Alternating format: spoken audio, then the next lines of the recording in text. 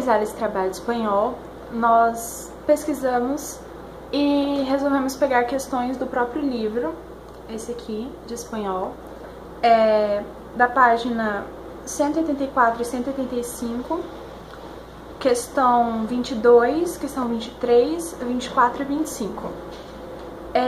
Bom, esse trabalho tem como objetivo principal explicar como nós chegamos à conclusão de que tal resposta estava correta em relação ao exercício. Nós vamos dar e falar as dicas que usamos para poder responder essas questões, mesmo não tendo um conhecimento muito amplo sobre o espanhol, e eu espero que ajude de alguma forma vocês. Los prisioneiros. Somos todos prisioneiros. Quem não está preso de la necessidade está preso del miedo. E los niños são os mais prisioneiros de todos. La sociedade, que prefere a ordem e a justiça, trata a los niños ricos como se fossem dinheiro, e los niños pobres como se fossem basura. E los de medio los tienes atados a pata del televisor. Questão 1. Com base no texto, assinale a alternativa correta. Vou começar pela B. Os meninos ricos e pobres são tratados igualmente pela sociedade. No texto fala que os meninos ricos são tratados como dinheiro e os pobres são tratados como lixo.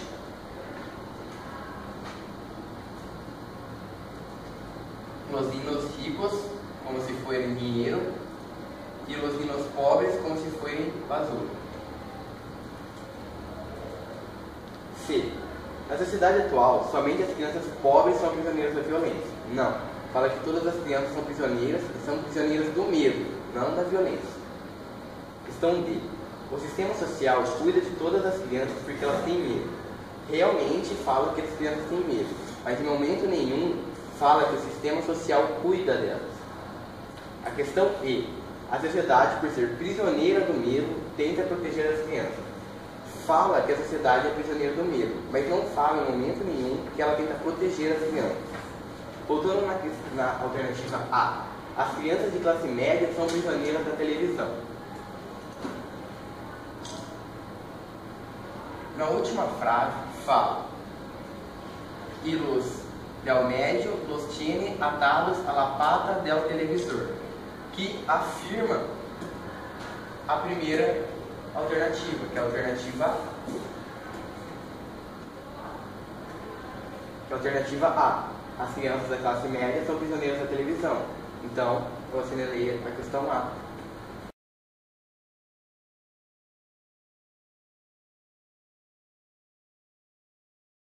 Então, ela é gramatical, está se referindo à expressão el ordem, e eu marcaria como correta a letra B, heterogenérica. Porque eu aprendi que no espanhol existem os artigos o e a, que são lo e lá, mas o lo ele não é único, o o também pode ser el. Então, quando que a gente vai usar o lo ou el? Existe uma regrinha que diz o seguinte: o el ele antecede substantivos, e no caso da expressão, ordem é um substantivo, por isso colocamos o el. Mesmo sem um conhecimento muito grande de espanhol, eu marcaria B. Mas eu também vou explicar por que eu não marcaria a A, C, a D e a E.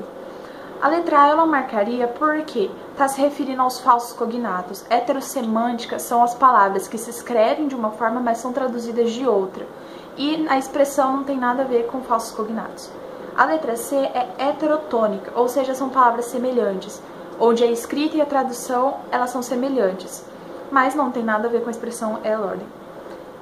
A letra D são palavras homófonas, são aquelas que têm o mesmo som, mas possuem a escrita e o significado diferentes, e não se adequa à questão. E a letra E é heterogênea, são palavras que são derivadas de formas diferentes, digamos assim, e também não explicaria a expressão el ordem. Por isso, a letra B.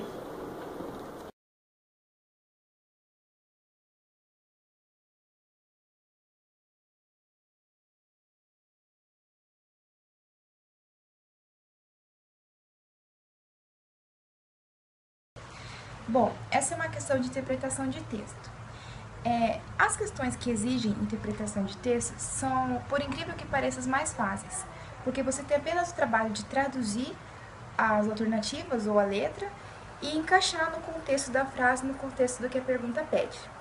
E essa pergunta ela é bem simples, era só questão de raciocínio, de interpretação, de uma boa interpretação de texto, que rapidinho as pessoas conseguem resolver.